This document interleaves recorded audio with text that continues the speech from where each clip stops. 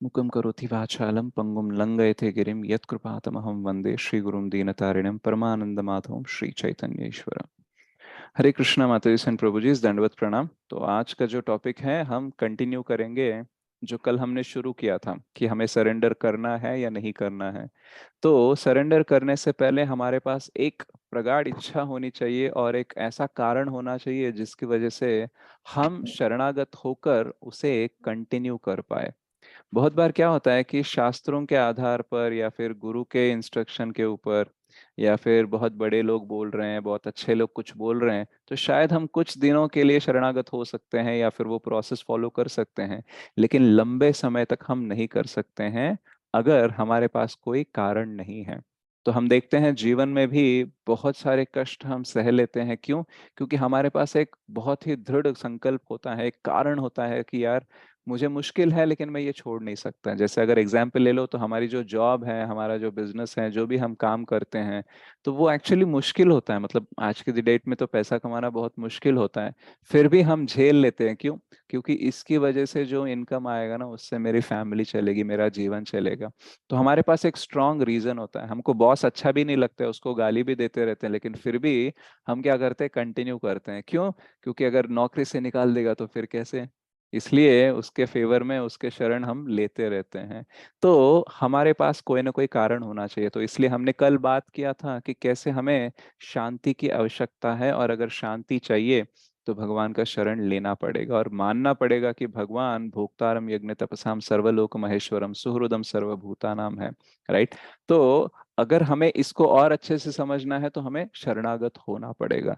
तो जब भी हम शरणागति की बात करते हैं तो जनरली, अभी भक्ति में है तो थोड़ा हम इसको पॉजिटिवली लेते हैं, लेकिन जनरली ये बहुत नेगेटिव वर्ड लगता है। क्यों? क्योंकि अगर युद्ध के मामले में लेके जाए, तो जब युद्ध होता है तो सामने वाली पार्टी अगर खत्म हो रही है, मतलब उसके सैनिक खत्म हो रहे हैं, उसके पास कुछ बारूद नहीं है, कुछ नहीं है, शक्ति करने, युद्ध करने लायक कोई शक्ति नहीं है, तो वो क्या करते हैं, वो शरण ले लेते हैं, बोलते हैं बस हमें प्राणों से छोड़ दो, हमें प्राणों की भिक्षा दे दो, हम शरणागत हो जाते हैं आपको। तो शरणागत होने के बाद में एक्चुअली क्या होना चाहिए, सामने वाला जो है, मतलब जिसके प्रति हम शरणागत हुए हैं, उसे हमें संरक्षण करना चाहिए, मतलब हमें प्राणों के साथ रखना चाहिए। लेकिन कभी कभी क्या होता है, कुछ राजा लोग ऐसे होते हैं जो शरणागत होने के बाद मार भी देते हैं। राइट? या फिर जेल में डाल देते हैं, या फिर उन्हें बहुत टॉर्चर करते हैं। तो शरणागत होने में एक भय रहता है कि मैं जिसके प्रति शरणागत हो रहा हूँ, क्या वो मुझे अच्छी तरीके से देख लेगा या नहीं। राइट? तो ये बहुत ही नेगेटिव लगता है। कभी कभी हम देखते हैं कि अगर कोई चोर चोरी करता है और पकड़ा जा रहा है, तो पुलिस ऐसे अनाउंस करती है कि पुलिस आपको चारों तरफ से घेर लिया है, आप बच के नहीं जा सकते, तो आपकी भलाई इसी में है कि आप सरेंडर हो जाओ। राइट? तो हम कहीं भाग नहीं सकते, कुछ कर नहीं सकते, इसलिए हमें सरेंडर होना पड़ रहा है। तो जनरली जब भी सरेंडर की बात आती है तो हमें बिल्कुल पसंद नहीं होती है। क्यों? क्योंकि वहां पे मुझे किसी और की सुननी होगी और मैं कुछ कर नहीं सकता अपने से, इसलिए मुझे सरेंडर होना पड़ रहा है, तो ऐसी भावना आ जाती है। तो एक और एग्जाम्पल है कि हम जब डॉक्टर के पास जाते हैं, तो डॉक्टर के पास क्यों जाते हैं हम? अगर घर में ही कुछ कर लेते हैं, बीमारी ठीक हो जाती, तो डॉक्टर के पास हम नहीं जाएंगे। लेकिन डॉक्टर के पास जाना पड़ता है क्योंकि बीमारी बहुत बढ़ गई है, और बिना कभी कभी हॉस्पिटल में एडमिट ना हुए, राइट, हम उसे कम नहीं कर सकते। तो उस टाइम पे भी हमें थोड़ा सा भय रहता है कि देखो ये मुझे क्या हो गया, और ये पता नहीं ये डॉक्टर ठीक करेगा कि नहीं करेगा। अब विश्वास करके तो जाते हैं, लेकिन उसमें पूर्ण विश्वास नहीं रहता है, इसलिए डॉक्टर कुछ बोलता भी है तो भी हम अपना खुद का दिमाग लगाते हैं। जैसे हम देखते हैं जनरली, अगर डॉक्टर ने 10 दिन की दवाई लिख के दी है ना, हम मेडिकल से 5 दिन के ही लेते हैं, बोलते हैं देखते हैं 5 दिन में कम नहीं होगा तो बाद में कुछ लेंगे। तो डॉक्टर बोलता है इतने दिन का डोज है, लेना है, लेकिन फिर भी हम अपना दिमाग लगा लेते हैं। तो वहां पे शरणागत भी वहां पे आधा आधा होता है, और उसमें भी थोड़ा सा डाउट और भय होता है। तो ये थोड़ा सा नेगेटिव एग्जाम्पल है। लेकिन अगर एक भौतिक जीवन में पॉजिटिव एग्जाम्पल लिया जाए शरणागत का, तो हम देखते हैं कि अगर कोई कोच है, कोई ट्रेनर है, कोई टीचर है, तो उसके प्रति उसका कोच ही या फिर ट्रेनी या फिर स्टूडेंट उसका शरणागत हो जाता है। क्यों? क्योंकि उसे पता है कि मेरा कोच अगर मुझे अच्छे से ट्रेनिंग देगा, अच्छे से टीच करेगा, तो मैं और भी अच्छा कर सकता हूँ। तो यहाँ पे शरणागत क्यों हुए?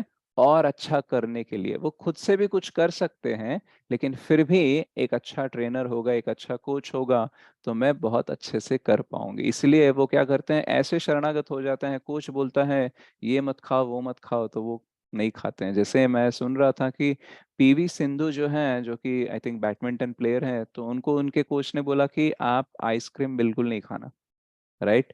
तो उनको बहुत पसंद है आइसक्रीम, लेकिन कोच ने बोला नहीं खाना है, तो नहीं खाया। तो वैसे भी कोई भी एथलेट देख लो, कोई भी क्रिकेटर हो या फिर फुटबॉलर हो या कोई भी हो, वो बहुत अपने कोच को फॉलो करता है। क्यों? क्योंकि खुद से अगर मैं कुछ कर लूंगा तो शायद मैं उतना परफॉर्म नहीं कर पाऊंगा, लेकिन कोच ऐसा व्यक्ति होता है जो हमें अपना बेस्ट परफॉर्मेंस देने के लिए पूरी कोशिश करता है। इसलिए वो क्या करते हैं, शरणागत होते हैं। अब मान लीजिए अगर एक व्यक्ति के प्रति शरणागत होते हैं तो ही हमारी प्रगति हो सकती है, तो भगवान के प्रति अगर शरणागत होंगे तो क्या क्या हो सकता है, राइट। एक व्यक्ति के कंट्रोल में भी थोड़ी ही चीजें होती हैं, और फिर भी वो अपने को कॉन्फिडेंस दे सकता है कि हम बेटर परफॉर्मेंस दे सकते हैं। तो पूरा जगत एक्चुअली भगवान के कंट्रोल में है, तो फिर हम उनके प्रति शरणागत होंगे तो क्या कुछ नहीं हो सकता। जैसे जनरली देखा जाए तो युद्ध के एग्जाम्पल में शरणागत कब हुए, जब युद्ध हार गए, कुछ नहीं कर सकते हैं, तब जाके शरणागत हुए हैं। लेकिन अर्जुन के मामले में देखा जाए तो अर्जुन पहले शरणागत हुए कृष्ण को, और उसके बाद में क्या हुआ, कुरुक्षेत्र का युद्ध उन्होंने जीत लिया। तो जब शरणागत की बात आती है तो हमें बहुत सारे क्वेश्चंस आते हैं कि शरणागत में एक्चुअली कुछ करना होता है, या फिर सिर्फ सब कुछ भगवान पे छोड़ देना होता है, या फिर होता क्या है, या फिर मैं कैसे समझूं कि मैं शरणागत हूं या नहीं, या फिर कैसे मान लो कि कोई व्यक्ति जो बोल रहा है कि मैं संपूर्ण रूप से शरणागत हूं, मैं कैसे पहचानूं उससे, राइट। तो ये जानने के लिए मध्य लीला में, चैतन्य चरितामृत के जो 3 भाग हैं, आदि लीला, मध्य लीला और अंत्य लीला, मध्य लीला के 22वें चैप्टर के 100वां श्लोक जो है, राइट, 100th श्लोक, उसमें हमको 6 अंग बताते हैं शरणागति के बारे में। लेकिन उससे पहले हम थोड़ा सा और जानेंगे शरणागति के बारे में। जैसे भगवान को कोई शरणागत होता है तो क्या होता है, और भगवान को शरणागत क्यों होना है, इस पे थोड़ा सा और हम चर्चा करेंगे। तो जब प्रभु रामचंद्र मतलब वनवास में थे, तो वो बिना चप्पल के जंगलों में घूमते थे। तो बिना चप्पल के क्यों, क्यों उनके पाद रक्षक नहीं थे, उनके पादुका कहाँ है? क्योंकि जब भरत आए थे तो उन्होंने बोला था कि मैं अगर अयोध्या का राजा बनूंगा तो मैं केवल आपका प्रतिनिधि बन के राज करूंगा, लेकिन मैं सिंहासन पे नहीं बैठूंगा।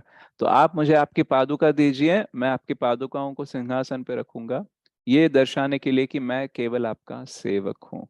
तो क्या हो गया, भरत आखिर चप्पल ले गए, तो फिर बिना चप्पल के ही घूमना पड़ रहा है, राइट। तो फिर क्या होता है जंगल में, जैसे नॉर्मल हम कभी कभी घर में भी चप्पल पहन लेते, कभी फर्श ठंडा है या गर्म है, हमें कोई दिक्कत ना हो इसलिए हम घर में भी कभी कभी चप्पल पहन लेते हैं। और प्रभु रामचंद्र तो वहां पे वनवास कर रहे हैं और वहां पे चप्पल नहीं पहन रहे, तो क्या होगा, बहुत सारे कांटे और छोटे छोटे पत्थर जो बहुत शार्प होते हैं, वो उनके पैरों में चले जाते थे।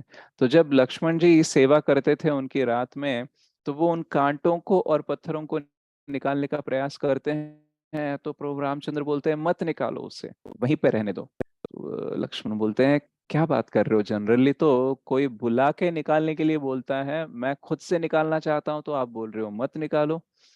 फिर 2-3 बार ऐसे प्रयास करते हैं, फिर उन्हें लगता है कि देखो मुझसे तो काम नहीं होगा, मैं सीता मैया को भेजता हूँ, उन्हें बोलता हूँ कि ये पत्थर और कांटे उनके पैरों से निकाल दे। तो जब सीता मैया आके ट्राई करती है तो तब भी रामचंद्र बोलते हैं कि नहीं नहीं मत निकालो। तो सीता मैया पूछती है क्यों ना निकाले? तो प्रभु रामचंद्र बोलते हैं एक्चुअली इन्होंने मेरे चरणों में शरण लिया है, और मैं इन्हें कैसे त्याग दूं? मैं शरण देना जानता हूं लेकिन मैं त्यागना नहीं जानता हूं। जैसे हमारे वैष्णव बोलते हैं कि ठाकुर जी को पकड़ना आता है, छोड़ना नहीं आता है। तो एक बार वो धर लेते हैं या फिर उनको कोई धर लेता है तो वो छोड़ने का प्रयास कभी नहीं करते हैं, और कोई छुड़वाने का भी प्रयास करता है तो वो उसे करने नहीं देते हैं। तो आप मान लो अगर पत्थर और कांटों को ही भगवान अगर शरण दे सकते हैं, तो अगर वो कोई व्यक्ति उनका शरण लेता है तो वो क्यों त्याग देंगे, या फिर वो क्यों उन्हें अपने शरण से बाहर निकालेंगे? वो हमेशा अपने साथ में ही रखने का प्रयास करेंगे। तो प्रभु रामचंद्र का एग्जाम्पल हम क्यों ले रहे हैं, क्योंकि उन्होंने तो इतना मतलब किसी को शरण देने का इतना उच्च स्तर रखा है कि जब विभीषण आए थे शरण लेने के लिए, तो विभीषण रावण के भाई थे, उन्होंने रावण को बोला था कि आप रामचंद्र का शरण ले लीजिए, उनसे युद्ध मत कीजिए। आपने जो सीता का अपहरण करके यहाँ पे लेके आए, ये बहुत ही बुरी बात है, आप सीता मैया को वापस कर दीजिए, और उसके साथ साथ ढेर सारे आप बहुमति मतलब बहुमान भेजिए, गिफ्ट भेजिए, ताकि आपकी क्षमा वो एक्सेप्ट कर सके। लेकिन रावण ने क्या बोला कि तुम मेरे भाई होकर मेरे अगेंस्ट बोलते हो और उस राम के लिए बात करते हो, उस नर के लिए बात करते हो, निकल जाओ मेरे राज्य से। तो वो अपने कुछ सहचरों के साथ, कुछ पार्षदों के साथ आते हैं, तो प्रभु रामचंद्र का शरण जब लेते हैं, तो तुरंत वो रामचंद्र क्या करते हैं, विभीषण को लंका का राजा बना देते हैं। तो फिर बोलते हैं एक्चुअली ये, बाकी लोगों को डाउट रहता है ये विभीषण तो राक्षस का भाई है, इसको भरोसा नहीं करना चाहिए। तो फिर प्रभु रामचंद्र बोलते हैं कि इवन रावण भी आके मेरा शरण लेगा ना, तो उसको भी मैं शरण दूंगा। तो फिर बाकी पूछते हैं, अभी आपने विभीषण को शरण लेने आया इसलिए इसको लंका का राजा बना दिया, रावण आके शरण लेगा तो फिर उसको कहाँ का राजा बनाओगे, क्योंकि ऑलरेडी लंका तो आपने विभीषण को दे दिया।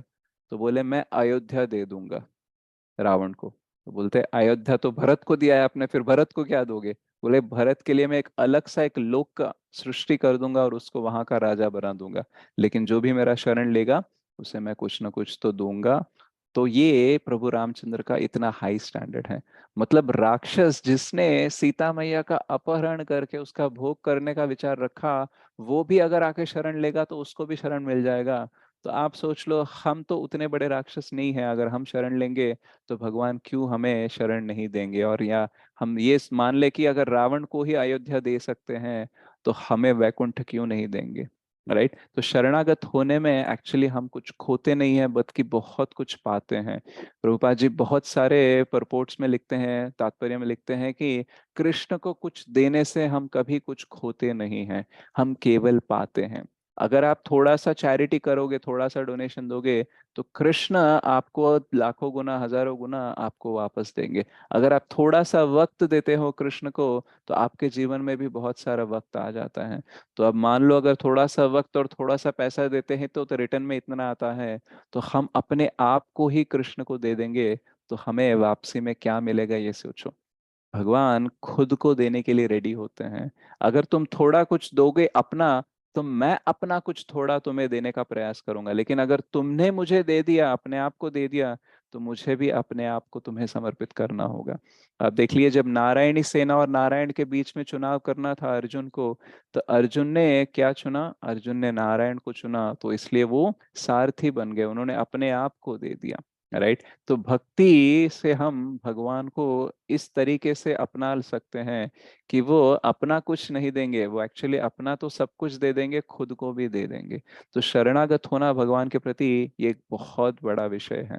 और ये मतलब बहुत करने लायक है, क्योंकि शरणागत होना सबके बस की बात नहीं है। और जो शरणागत होता है उसकी तो प्रगति गारंटीड है। राइट। अगर एक कोच को शरणागत होता है तो मेडल आता है नहीं आता है पता नहीं है, लेकिन अगर हम भगवान के प्रति शरणागत हो गए हैं, तो हमें भगवत धाम प्राप्त अवश्य अवश्य हो सकता है। तो इसलिए हमें शरणागत होना चाहिए। और शरणागत हम दो तरीके से हो सकते हैं। एक तो यार मान लो कि मेरे पास करने के लिए कुछ है नहीं है, तो इसलिए मैंने भगवान का शरण ले लिया। जैसे मैं एग्जाम्पल दे रहा था कि अगर कोई लड़का जाके लड़की को बोलता है कि मैं तुमसे प्यार करता हूँ, मैं तुमसे शादी करना चाहता हूँ, और अगर लड़की पलट कर पूछ ले कि क्यों, और अगर लड़का बोल दे क्या करूँ यार, सबके पास गया सबने रिजेक्ट कर दिया, मुझे लगा फाइनली तुम तो एक्सेप्ट करोगी, अगर ऐसा बोल दिया, तो लड़की को लगेगा यार ये क्या बंदा है, मतलब कोई ऑप्शन नहीं है इसलिए मेरे पास आया, तो फ्यूचर में कोई ऑप्शन मिलेगा तो छोड़ देगा मुझे। तो मुझे नहीं भरोसा है, मुझे नहीं करना है शादी, इजंट इट। लेकिन भगवान के पास अगर हम जाते हैं ना, बोलते हैं भगवान को कि भगवान मैं कुछ नहीं कर सकता, इसलिए मैं आपके पास आया हूं ना, तो भगवान तब भी खुश होकर एक्सेप्ट कर लेते हैं। और करके वो हमें पूर्ण रूप से संरक्षण देते हैं, प्रेम देते हैं। वो ये नहीं सोचते है कि देखो ये अब आया तू, मतलब सारे ऑप्शन तेरे नहीं चले इसलिए मेरे पास आया, मैं क्यों तुझे शरण दूं, ऐसा कभी नहीं बोलते हैं। तो व्यक्ति ऐसा बोल सकता है, नॉर्मल व्यक्ति बोल सकता है, लेकिन भगवान नहीं बोलते हैं। तो वो भी शरण ठीक है, लेकिन उससे भी उच्च स्तर का शरण ये है कि हमारे पास बहुत सारे ऑप्शंस हैं, फिर भी हम चुनाव करते हैं भगवान का, जैसे अर्जुन ने किया। नारायणी सेना थी, उसके साथ भी शायद युद्ध जीत सकते थे, एक्चुअली अर्जुन तो इतने शक्तिशाली थे, विराट पर्व में उन्होंने अकेले सिंगल हैंडेडली पूरे कौरव सेना को रोक दिया था। तो वो शक्तिशाली है, और अगर नारायणी सेना मिल गई तो और भी शक्तिशाली बन जाएंगे, लेकिन उन्होंने कृष्ण का ही चुनाव किया। तो भले ही हमारे पास बहुत सारी लड़कियां हो, बहुत सारी सुंदर सुंदर लड़कियां हो शादी करने के लिए, लेकिन आप किसी व्यक्ति को बोलते हो कि मैं आपसे प्रेम करता हूँ, आपसे शादी करना चाहता हूँ। अगर वो पूछती है कि मुझसे भी बहुत अच्छी लड़कियां हैं लेकिन फिर भी क्यों चाहते हो, तो तब आप जो कारण बताओगे वो एक्चुअली प्रेम पूर्वक हो सकता है। तो वैसे ही हमारे पास आज की डेट में शायद बहुत सारे ऑप्शन होंगे, भगवान का शरण लेने की आवश्यकता ना लगे हमें। जैसे कल एक माता जी बोल रहे थे कि कुछ लोग होते हैं जिनको भगवान की जरूरत नहीं महसूस होती है, इसलिए वो शरणागत नहीं होते हैं। तो एक्चुअली हमारे लाइफ में कुछ सिचुएशंस होते हैं जहाँ पे हमको भगवान की जरूरत नहीं लगती है, सब कुछ अच्छा चलने लगता है, लेकिन अच्छा चले या बुरा चले कुछ भी हो, तब भी हमें भगवान का ही चुनाव करना चाहिए। वो होता है अच्छा और उत्तम स्तर का शरणागत होना, राइट? क्योंकि everything I have but still I want you only, right? तो ये वाला शरणागत अगर हम करेंगे तो हम प्रेम दे भी सकते हैं और भगवान का प्रेम अनुभव भी कर सकते हैं। तो इसलिए इस स्तर का शरणागत लेने के लिए हमें प्रयास करना चाहिए। एक्चुअली हमारे जीवन में ना, जब सारी चीजें अच्छे हो तभी भगवान का शरण ले लेना चाहिए। वेट नहीं करना चाहिए गजेंद्र की तरह कि सब कुछ खराब हो जाए, सब कुछ हाथ में से चला जाए, तब मैं भगवान को बुलाऊंगा। ऐसा वेट करने की जरूरत नहीं है। जब सब कुछ अच्छा चल रहा है तो अभी से शरण ले लो। क्यों? क्योंकि आगे जाके सब कुछ तो बिगड़ने वाला ही है। हम दुखालय में है, अशाश्वतम है। तो कुछ भी है हमारे पास, धन संपत्ति सुख आनंद जो कुछ भी है वो जाने वाला है। तो जाने से पहले ही शरणागत हो जाओ, ताकि सुख दुख में ज्यादा फर्क नजर ना आए, राइट? जैसे अर्जुन को बोलते हैं भगवान के, सुख और दुख शीत और उष्ण से ऊपर उठ जाओ, राइट? राग और द्वेष से ऊपर उठ जाओ। वैसे ही हमें अभी जब परिस्थिति अच्छी है ऊपर उठ जाना चाहिए और भगवान का शरण लेना चाहिए। तो शरण लेना मतलब क्या करना चाहिए? जैसे अर्जुन ने शरण लिया और उसने युद्ध किया, और द्रौपदी ने क्या किया? शरण लिया, कुछ नहीं किया, केवल हाथ ऐसे खड़े कर दिए, बोल दिए हे माधव हे गोविंद मुझे बचा लो। और कृष्ण ने क्या किया? अनलिमिटेड साड़ी भेजी। दुशासन खींच रहा था, वो कुछ नहीं कर रही थी, राइट? तो वो एक तरीके का शरणागत है। और अर्जुन ने जो किया कि शरणागत होकर उसने गांडीव उठाया और युद्ध किया, तो एक ये एक प्रकार का शरणागत है। तो कभी कभी हमें समझ में नहीं आता है शरणागत लेना मतलब मुझे कुछ करना है, या फिर एक्टिविटी कुछ होती है, या फिर पैसिविटी होती है। केवल मन में सोचना है कि चलो सब कुछ भगवान पे छोड़ दिया और मैं खाली बैठूं, या फिर मैं भी कुछ करूं। तो हमें ये डाउट होता है, इसलिए हमें षड्विधा शरणागति दी गई है। तो हम थोड़ा सा वो श्लोक पढ़ेंगे और उसके ऊपर ब्रीफली मैं कुछ बताऊंगा, बाकी हम कल से थोड़ा सा और उसको डिटेल में समझने का प्रयास करेंगे। तो ये श्लोक आता है मध्य लीला के 22nd चैप्टर और 100 श्लोक। तो ये कहते हैं, आनुकूल्यस्य संकल्पः प्रातिकूल्यस्य वर्जनम रक्षिष्यति विश्वासो गोप्तृत्वे वर्णम तथा आत्मनिक्षेप कार्पण्ये षड्विधा शरणागतिः। आनुकूल्यस्य संकल्पः, जो भक्ति के लिए, भगवान की सेवा के लिए अनुकूल है, उसको हम धर लेते हैं, यानी उसका संकल्प कर लेते हैं कि ये मुझे करना है। और प्रातिकूल्यस्य वर्जनम, जो भगवान की सेवा में बाधा बन सकता है या फिर हमारी प्रगति में बाधा बन सकता है भगवत भक्ति में, तो फिर हम उसका वर्जनम, उसको त्याग देंगे। रक्ष स्थिति विश्वासो, भगवान मेरा संरक्षण करेंगे, इस पर पूर्ण विश्वास रहना। गोप्तृत्वे वर्णम तथा, यानी भगवान केवल मुझे जब विपत्ति आएगी उसमें रक्षा करेंगे, केवल यही विश्वास नहीं, जब विपत्ति हो या ना हो, पूर्ण रूप से मेरा जो मेंटेनेंस है, जो कुछ भी चल रहा है, वो भगवान के कृपा से ही, भगवान की वजह से ही चल रहा है, इस पर विश्वास होना।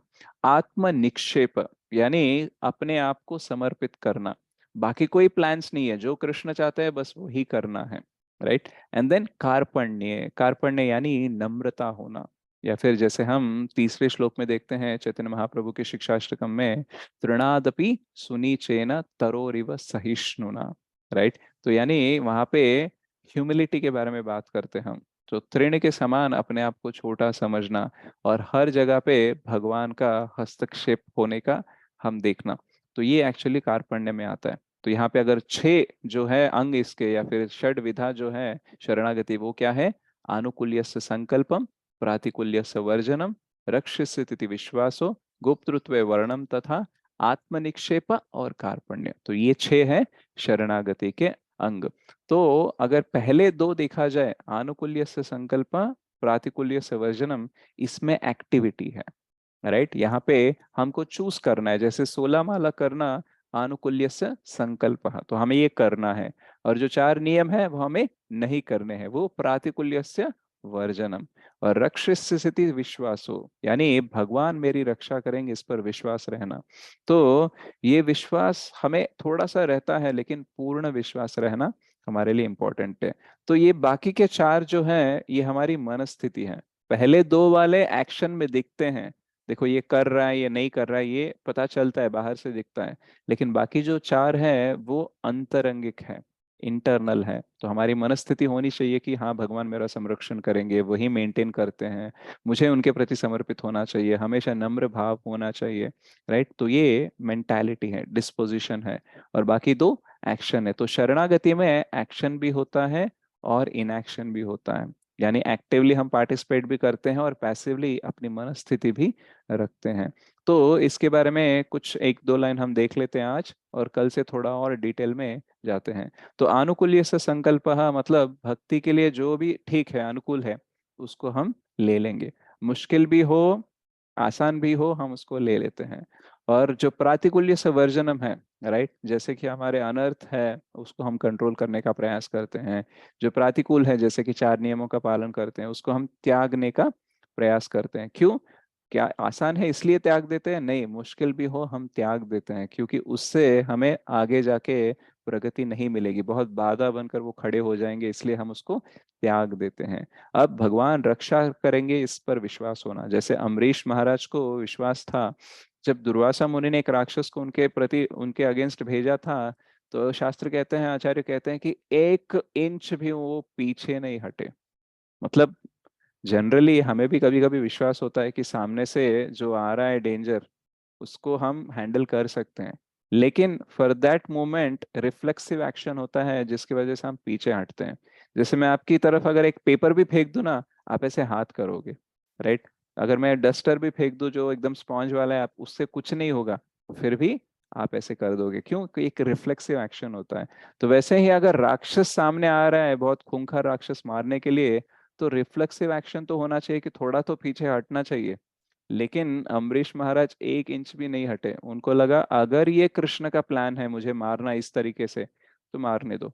अगर बचाना है तो बचाने दो। कृष्ण मारे राखे कौन, राखे कृष्ण मारे कौन। अगर कृष्ण मारना चाहता है तो कौन रोक सकता है, और अगर कृष्ण बचाना चाहते हैं तो कौन मार सकता है। तो जो भी होगा देखा जाएगा, मैं नहीं हिलने वाला।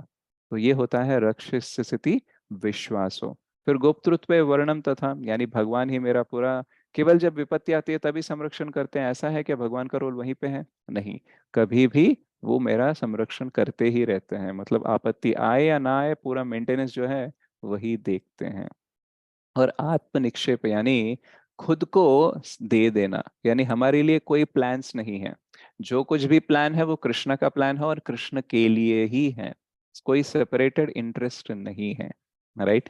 तो सेपरेटेड इंटरेस्ट हम रहता है, अभी कैसे हम साधक है ना, तो हम कुछ भगवान के लिए करते हैं, कुछ अपने लिए करते रहते हैं, सब कुछ भगवान के लिए नहीं करते हैं। लेकिन आत्मनिक्षेप मतलब सब कुछ भगवान के लिए ही करेंगे। ओके, तो वो वाला स्टेज है। और कार्पण्य, कार्पण्य मतलब नम्र होना। नम्र होना मतलब मैं कृष्ण के साथ हूं तो मैं बलवान हूं, अगर मैं कृष्ण के साथ नहीं हूं, मेरा कोई भी बल हो वो व्यर्थ है, मैं बलहीन ही हूँ।